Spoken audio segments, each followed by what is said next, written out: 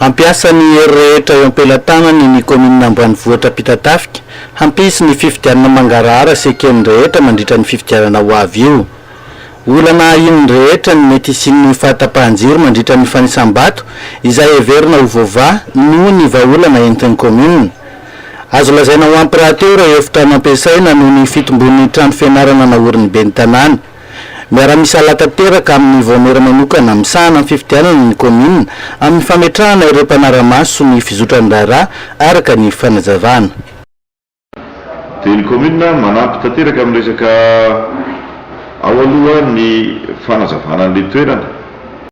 Izany hoe ny jiro rehetra zany dia raisiny komina tanana amin'ny fanaohatra amin'izay. Misy moa EPP efa natafidirana jiro tamin'ity taon'ity dia reny zany efa milamina tsara, dia misy le mbola tsy tafiditra dia ny komina efa eo am-pandaminana azy.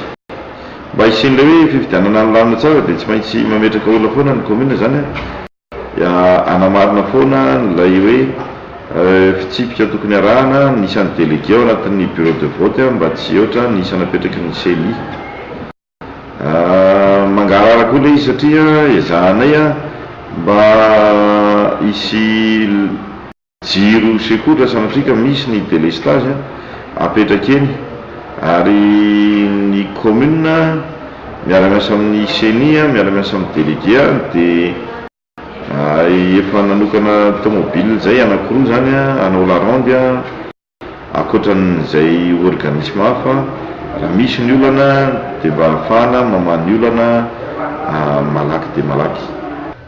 Vitsy na misy aza ny tsy fahatomombanan'ny lisitry ny mpifidy ary tsy natao anakana na hampisy fivanagoavana eo amin'ny vokatra raha ny fanazavana ihany.